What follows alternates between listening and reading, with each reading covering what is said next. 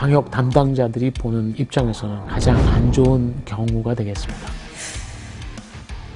희생자의 수는 자연스럽게 많을 수밖에 없는 것이죠. 최대의 변수는 시민사회가 이것에 대해서 어떻게 협력할 것이냐, 예측 불가이긴 합니다. 신종 코로나 바이러스 감염증 코로나19에 대한 불안감이 세계 각국을 뒤덮고 있습니다. 국내에서도 2월 29일 기준으로 3,000명이 넘는 확진자가 나왔습니다. 무서운 속도로 퍼져나가는 코로나19 바이러스, 아직까지는 이렇다 할 예방 백신도 치료제도 없는 형편이어서 그 불안감은 더 커지고 있는데요. 국내 몇 안 되는 코로나 바이러스 전문가입니다. 정영석 경희대 생물학과 교수 모시고 이야기 나눠보겠습니다. 시청자들이 이 부분을 가장 궁금하게 여길 질문일 것 같은데요. 코로나19 확진자 증가 속도가 언제쯤 좀 꺾일 것으로 보시나요? 의심 증상자 거의 수천 명대로 보고 있거든요. 일일 5천 명 정도가 아마 상한이었을 겁니다. 전 인력이 최대의 자원을 활용해서 하는 그 정도의 숫자인데 그건 굉장히 큰 숫자입니다. 일본의 경우에서는 이제 한 300에서 500 하루에 그렇게 테스트를 하겠다라고 했던 게 불과 일주일 전 정도거든요. 모든 장비와 시료가 한 군데 집중돼서 돌아갈 수 있는 것은 아니기 때문에 그 사이에 얼마나 주변으로 퍼지느냐, 그것을 막는 것이 가장 중요한 관점이라서 향후 일주일에서 열흘 정도 사이가 고비가 될 수 있다. 최악의 상황까지 가정을 해야 되는 그런 상황이라고까지 보시나요? 방역이라고 하는 개념 자체가 항상 최악을 상정하고 악화될 수 있는 상황을 전제로 하고 그에 맞춰서 방역 전략을 짜는 것이 합리적인 방법입니다. 바이러스 전파 자체 아니면 그 속도라도 당국이 통제가 가능한 상황이라고 판단을 좀 하십니까? 보건당국에서 가이드가 있을 것이고요. 시민사회 구성원들이 그 가이드를 얼마나 따라주느냐, 이 부분에는 아마 정부에 대한 신뢰, 보건당국에 대한 신뢰, 그 믿고 따라줘야 할 그 가이드의 내부 부분은 시민사회 구성원들에게 일상의 불편함을 주는 그런 가이드들이 상당히 많이 껴있게 됩니다. 지금 현재 전파 속도를 늦추거나 하향 조정하는 최대의 변수는 시민사회가 이것에 대해서 어떻게 협력할 것이냐, 꼼꼼하게 손을 씻는 것, 마스크를 착용해서 외부로 전파시키지 않는 것, 마스크에 대한 인식은 외부에서 위해한 물질이 내 입으로 들어오는 것을 막는 것에 초점이 맞춰진 정서를 가지고 있습니다. 선진국형 교육에서는 마스크의 착용 시점을 어떻게 보느냐면 자기의 병원체가 타인에게 넘어갈 수 있는 상황을 시점으로 둡니다. 자기의 병원체가 혹시 모를 병원체가 타인에게 넘어가지 않도록 첫 번째 조치인데 적극적으로 수용해야 되는 부분이 있다. 시민들의 이동 정지가 가장 중요한 전략 중에 하나가 될 겁니다. 아주 비근한 예가 우리에겐 구제역이 있죠. 48시간 동안 이동을 그렇죠. 일절 그렇게 금지시키죠. 하면서 가축에게 적용되는 것을 일반 시민사회에 적용하기는 대단히 어렵습니다. 바이러스를 보유하고 있는 사람들의 이동을 막는 것이 바이러스의 이동을 막는다는 것과 같은 의미가 됩니다. 중국에서 지난번에 있었던 우한시의 봉쇄가 사실은 그 차원에서 진행한 것이죠. 바이러스 전문가의 관점에서만 판단한다면 지금은 사람의 이동 중지를 고려해야 될 정도로 심각한 상황이라고 판단을 하시는 거군요. 그 이동 중지라고 하는 것을 사람에게 적용하기는 매우 어렵겠지만 오토리티로, 하지만 우리 자신이 스스로 그 원칙을 어플리케이션 해야 된다라는 생각이 있는 거죠. 즉 우리 자신이 스탠딩 스틸 전략을 써야 된다는 것입니다. 불필요한 이동이라 움직임을 전혀 하지 않으려고 최대한 그야말로 극도로 자제하는 방법을 쓰는 것이죠. 대구가 자신 있게 확진자의 수를 정지시키고 더 이상 늘어나지 않도록 통제가 되는 상황이 가까이 온다면 그 여파는 주변으로 다시 미치게 될 겁니다. 경남과 부산 지역이 의심스러울 정도로 걱정이 되는 부분이 있거든요. 그렇죠. 중국의 경우에서도 의료 수준이 낮아서 수많은 사람이 죽었다라고 생각지는 않습니다. 치료해야 되는 환자 수가 폭증하게 되면 주어진 시간에서 투입할 수 있는 의료 인프라가 한계를 가져오게 됩니다. 한 군데에서 두 군데, 세 군데로 늘어나게 되면 희생자를 원치 않게 더 많이 나올 수 있다는 점, 그것이 가장 우려되는 부분입니다. 국내에서 첫 확진자가 나온 다음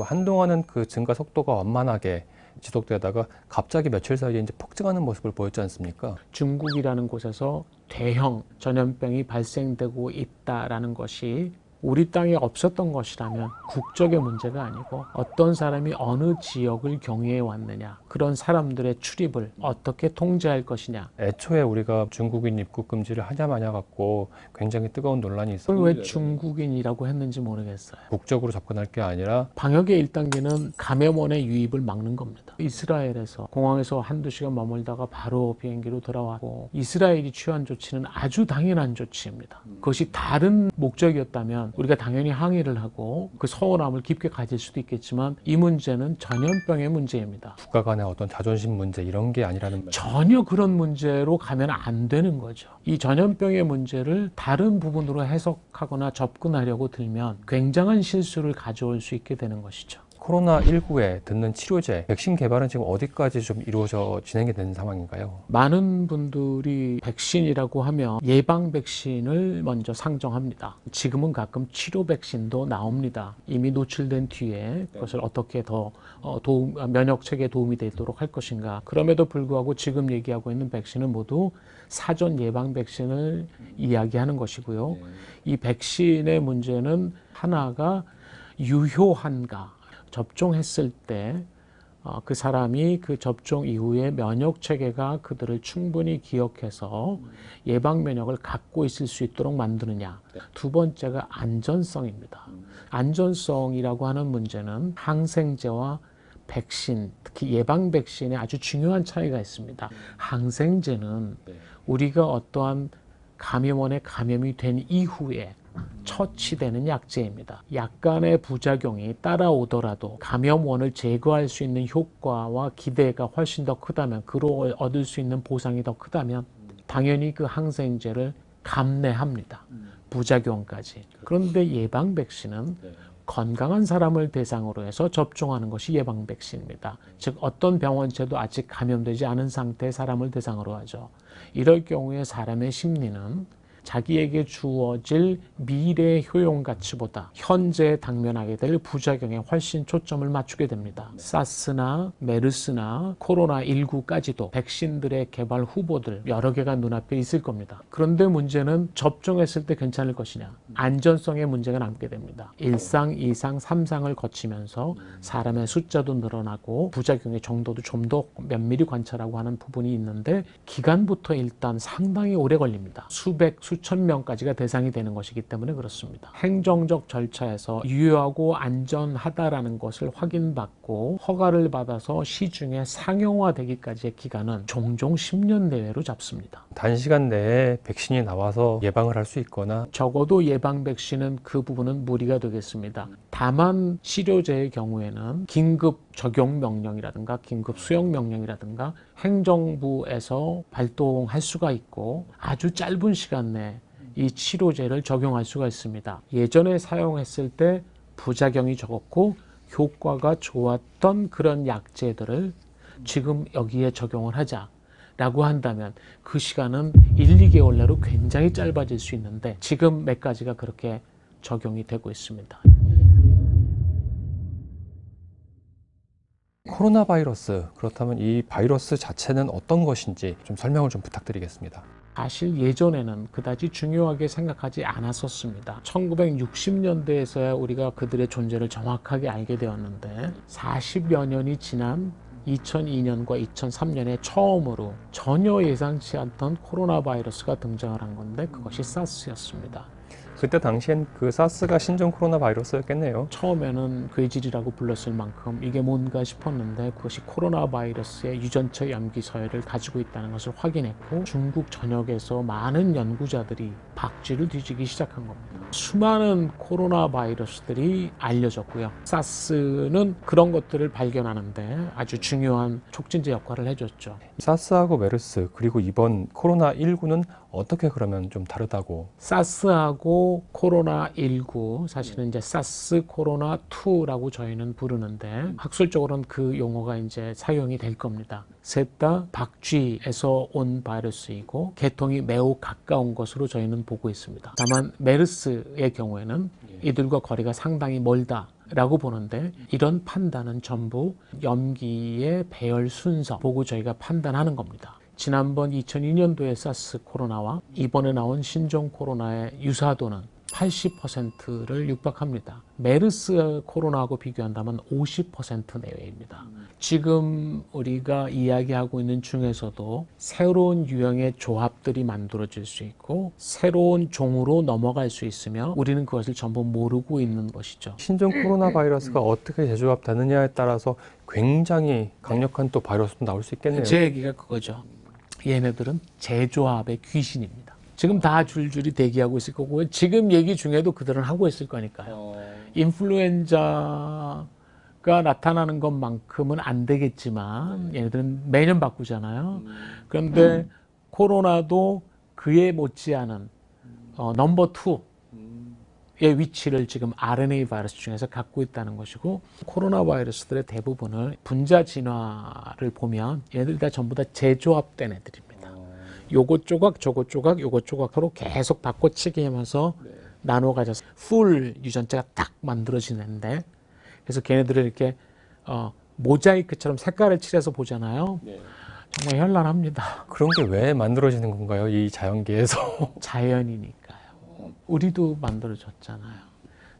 다행인지 모르겠습니다만 이렇게 표현을 할 수 있는지 모르겠습니다만 코로나19의 치명률은 사스나 메르스와 비교했을 때는 꽤 낮은 수준 2% 정도로 알려져 있는데요. 낮다고 볼 수 있는 건가요? 메르스의 경우에는 중동에서 일어나고 있는 상황에서는 35, 6% 정도의 치명률을 낳았고요. 한국에 와서 20% 내외입니다. 의료 인프라 그리고 의료 인프라가 투입될 수 있는 효용성 이런 것들에 매우 큰 영향을 받는 것이 치명률입니다. 신종 코로나의 경우에서는 우리나라에서 지금 대남병원을 중심으로 해서 그 지역에서의 치명률 사실은 치사율은 한국에서의 전체 치명률과 어떻게 다른가 하는 뚜렷하게 그때 가면 비교가 될 겁니다. 그 치명률이 과거에 유행했던 사스나 메르스보다도 낮은데 오히려 지금 시민사회에서 느끼는 불안과 공포 두려움 이런 것들은 사스 메르스 때랑 결코 적지는 않은 것 같아요. 사스의 경우는 사실 우리가 실질적으로 겪지 않았습니다. 감염자가 4명밖에 안 됐다고 그러더라고요. 메르스는 문제가 달랐습니다. 86명의 감염자가 나왔다고. 메르스가 여길 지나간 지도 5년 정도 전이 아니겠습니까? 그런 상황들을 거치면서 사람들에게는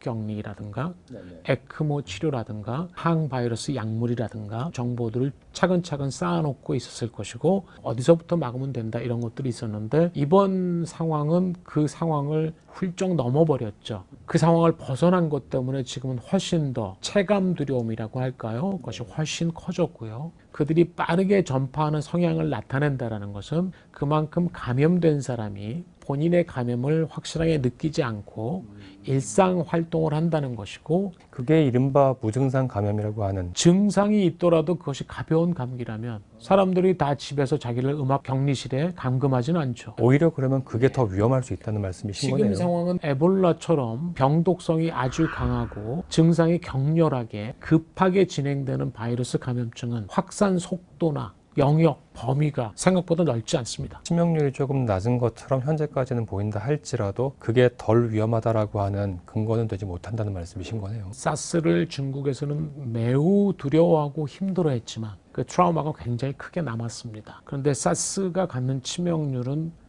9%에서 10% 사이였거든요. 700 몇십 명이 희생당한 거니까요. 지금 우한을 중심으로 해서 중국 본토에서 돌아가신 분들만 해도 3,000명에 육박하죠. 2,700 몇십 명 이렇게 가니까요. 숫자로만 둘을 비교한다면 신종 코로나가 지금 중국의 입장에선 그리고 중국을 구성하고 있는 시민들의 입장에선 훨씬 공포와 고통이 크다고 봐야죠. 확진자 발생 초기에 이 지역사회 전파만은 막아야 한다 이런 이야기들이 많지 않았습니까? 네네. 그때 지역사회 전파라고 하는 건 정확히 어떤 개념입니까? 사람의 동선을 확인하고 누구를 만나서 다른 비감염자에게 넘겨줄 수 있었는가를 확인한 다음 그들에게 필요한 후속 조치, 그 중에 하나가 이제 격리가 되겠고 오염이 된 지역이 있다면 폐쇄하거나 이런 것들은 바이러스가 지금 어떻게 움직인다를 안다는 뜻입니다. 우리가 기댈 수 있는 정보 자원입니다. 누가 누구에게 주고 누구는 누구에게 줬으며 어느 장소에서 어떻게 이전이 됐다. 따라갈 수 없는 감염자가 나타나게 되면 그 숫자가 점점 많아진다. 우리는 것을 지역사회 전파라고 합니다. 우리가 28번째부터 고리가 좀 끊어지기 시작했죠. 그때는 지역사회 전파의 조짐이 보인다. 지금은 그러면 지역사회 전파가 시작된 겁니까? 한참 진행 중입니다. 그러면 일일이 뭐 접촉자를 확인한다든가 하는 건 지금은 좀 무의미할 수도 있겠네요. 그 지역사회 전파의 진원지를 우리가 어느 정도 파악했기 때문에 실마리를 풀어나가면 좁힐 수 있지 않을까 하는 기대감을 갖고 있기 때문에 이 두 가지가 지금 한꺼번에 진행 중인 것이죠. 지금 단계에서 그러면 정부가 대응해야 될 효과적인 대처 방법이 있다면 어떤 것이 있을까요? 결국은 이 상황에서 기존의 방역 대책과 얼마만큼 달라져야 되는가, 구성원들의 움직임을 어떻게 하면 최소화시킬 수 있겠는가, 감염되지 않은 숙주에게 넘어갈 수 없게 된다면 결국 그 안에서 바이러스도 봉쇄될 것이고 그 안에 있는 사람들은 우리 의료진이 최대한 치료를 할 것이고 그렇게 해서 사망률을 낮출 것이고 그들이 회복된다면 더 이상으로 바깥에 나가는 건 없을 테니까요. 그렇게 해서 잦아드는 것이 지금 우리가 기대하고 있는 이 전염병의 종식 단계이죠. 국민들께 이 시점에서 코로나19와 관련해서 당부의 말씀이 있으면 좀 정리를 좀 해주셨으면 좋겠습니다. 자신이 바이러스 보균이라고 하는 생각을 해서 다른 사람들에게 영향을 미칠 수 있는 것이 어떤 행동이 있겠는가. 행동 반경을 제어하셔야 될 것이고 습관을 제어하셔야 될 것이다. 시기는 언젠간 지나갈 거라고 생각한다. 그때까지 모두 불편하겠지만 그 불편을 같이 공유하고 감내하는 것이 이 시간을 조금이라도 단축시키는 것이다 라는 의견을 드리고 싶습니다. 오늘 경희대 정양석 생물학과 교수님 모시고 이 코로나19에 대한 여러 가지 궁금한 것들 질문 드리고 답변 한번 들어봤습니다. 고맙습니다. 고맙습니다. 네.